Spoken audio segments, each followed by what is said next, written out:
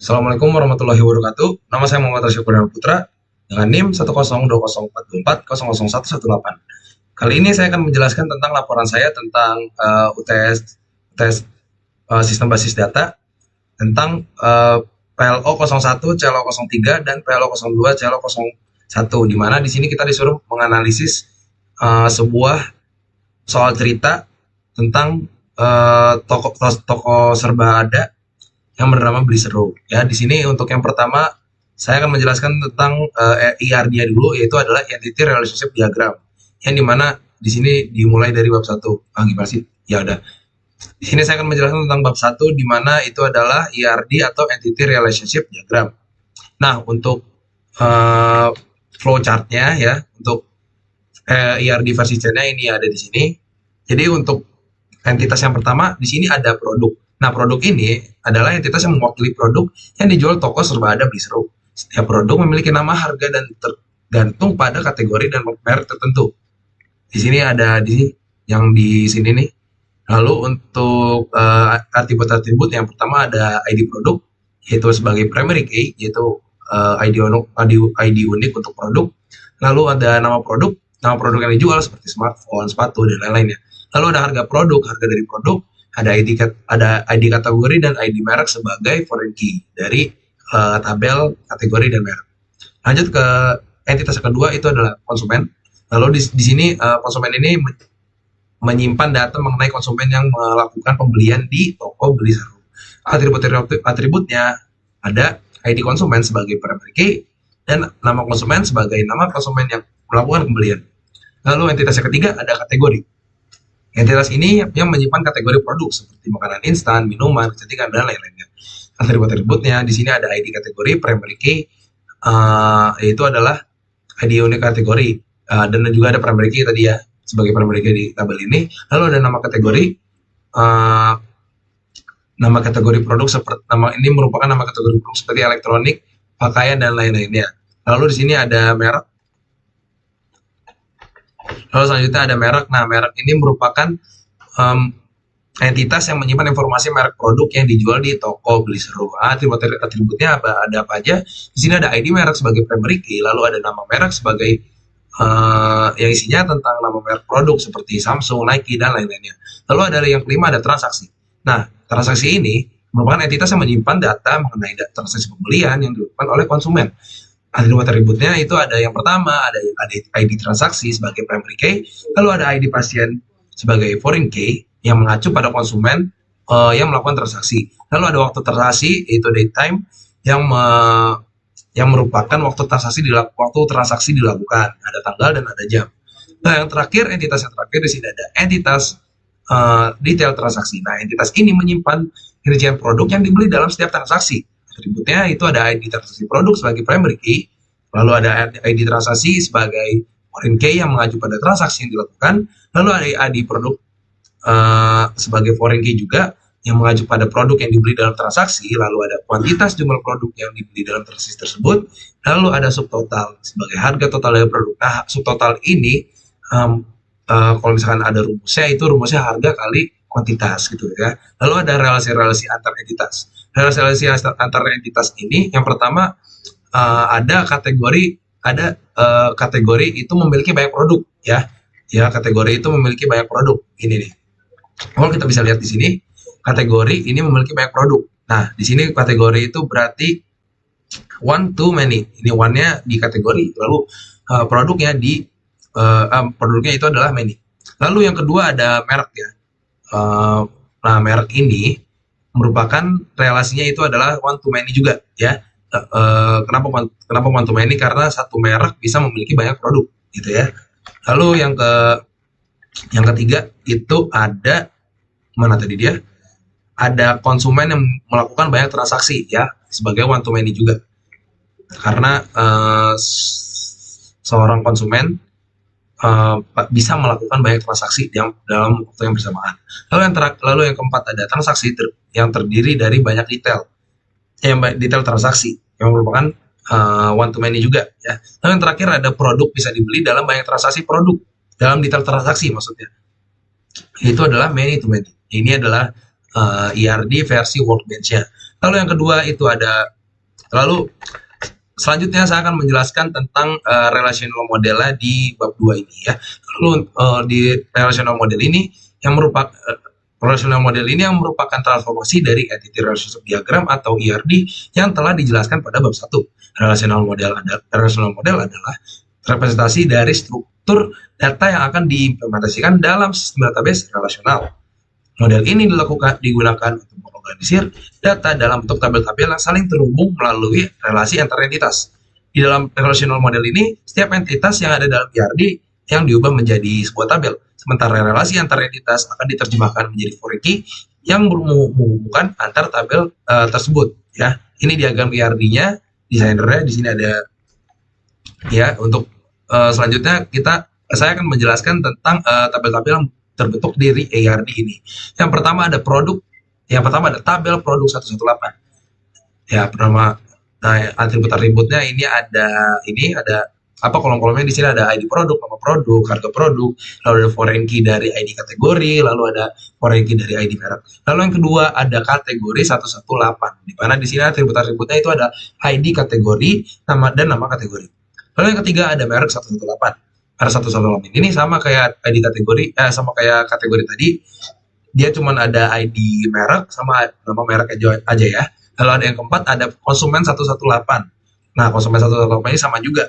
Dia cuma ada primary key dan sama kolomnya satu, nama konsumen, ID konsumen dan nama konsumen ya. Lalu yang kelima ada transaksi 118. Nah, transaksi 118 ini memiliki primary key dan foreign key. Primary key-nya itu ada ID transaksi, lalu foreign key-nya itu ada ID konsumen yang mengacu pada konsumen yang melakukan transaksi dari tabel konsumen 118.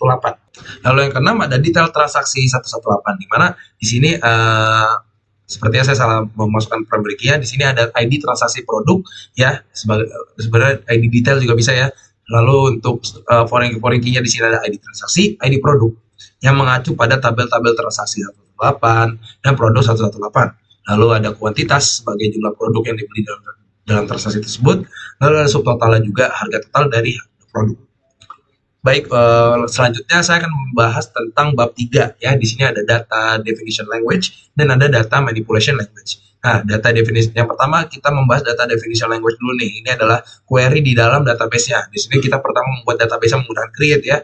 Lalu kita membuat namanya seperti ini. Lalu selanjutnya jangan lupa juga untuk menggunakan database tersebut yang berarti menggunakan use ya untuk mengakses database tersebut untuk membuat tabel-tabel dan lain-lainnya.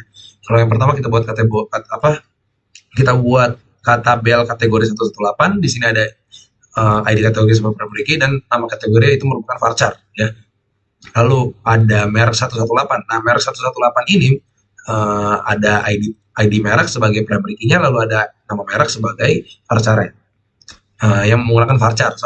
Lalu kita membuat tabel produk 118 ya menggunakan create juga. Nah, ID produk ini sebagai primary key ya di tabel produk 118 ini. Lalu ada nama produk varchar menggunakan varchar 100 dan not null, tidak boleh kosong. Lalu ada harga produk yang menggunakan desimal 10,2 ya. Sebenarnya bisa menggunakan INT tapi untuk lebih akurat aja ya.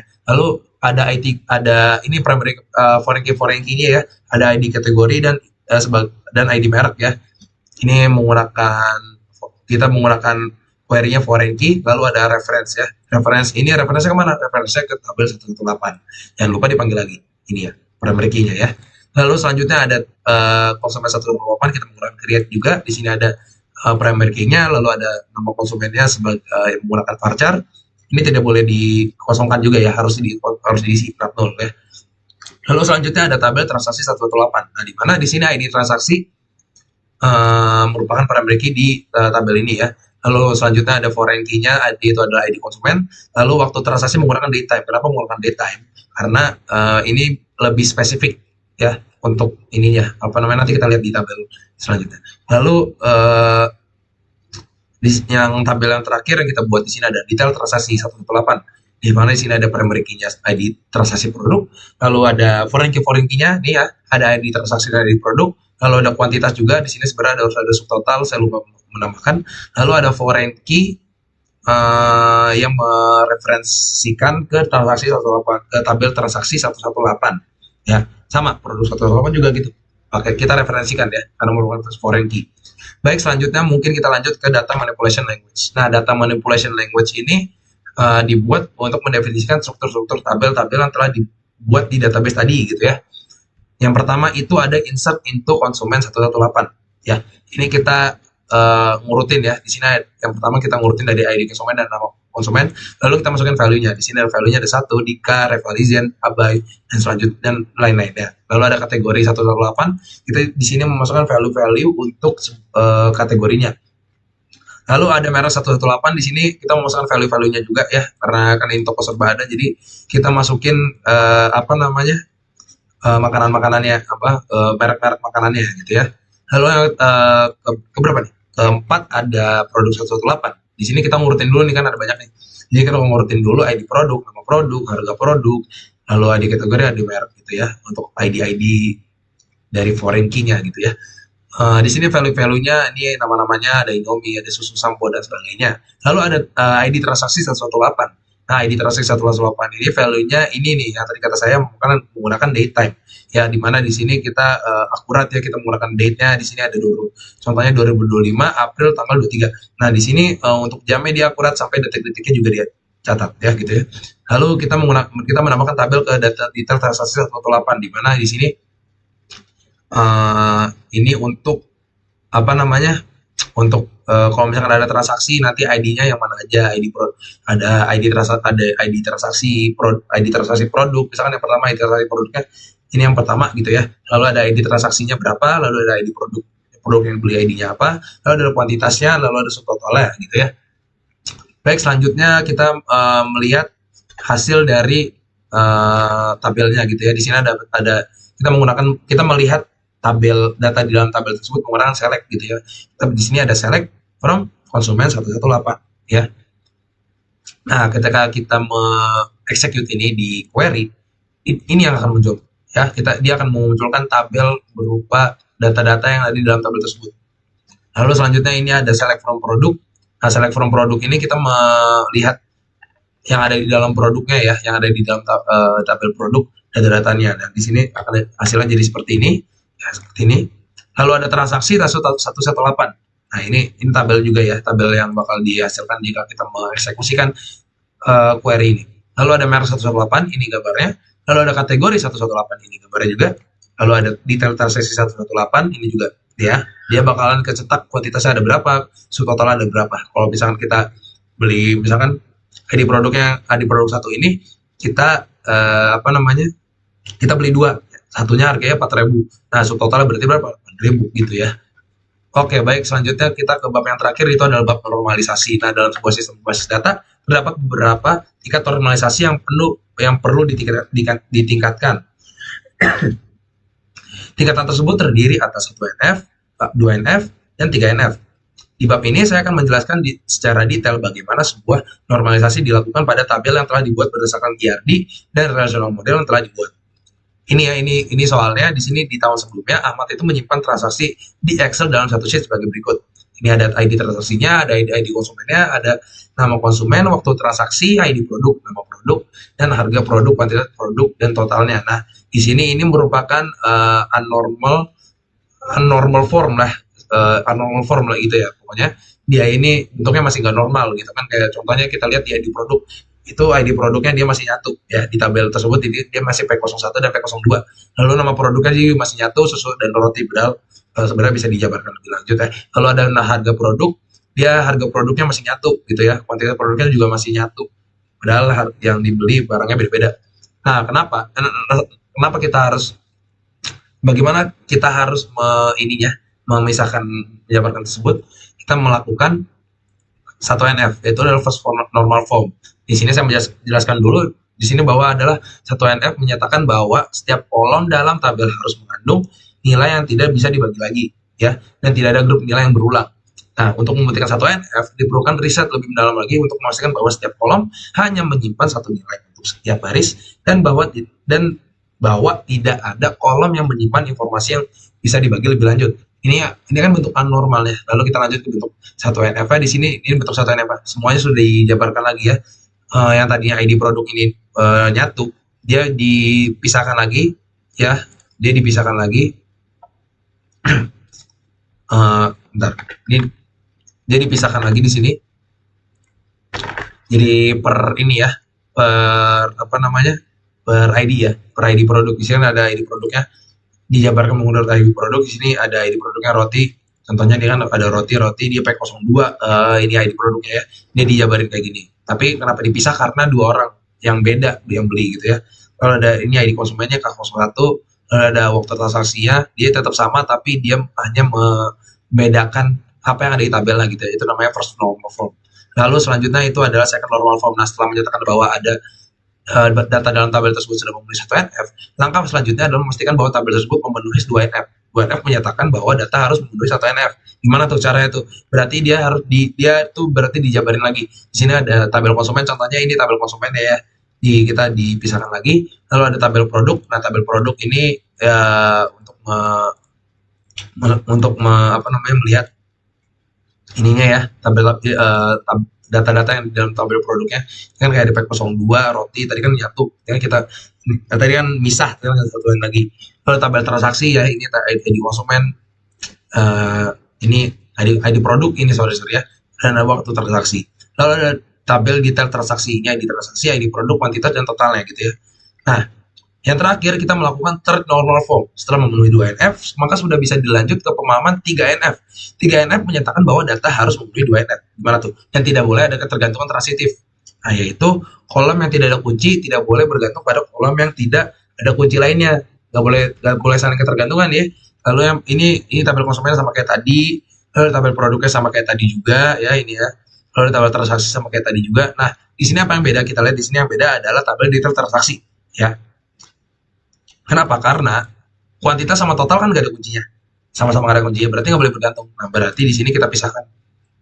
Itu ya. Baik, mungkin itu saja penjelasan dari saya tentang analisa saya dalam IRD, relational model dan normalisasi. Saya Muhammad Rasya Kurang Putra. Terima kasih telah membagi waktunya untuk mendengarkan penjelasan saya. Wassalamualaikum warahmatullahi wabarakatuh.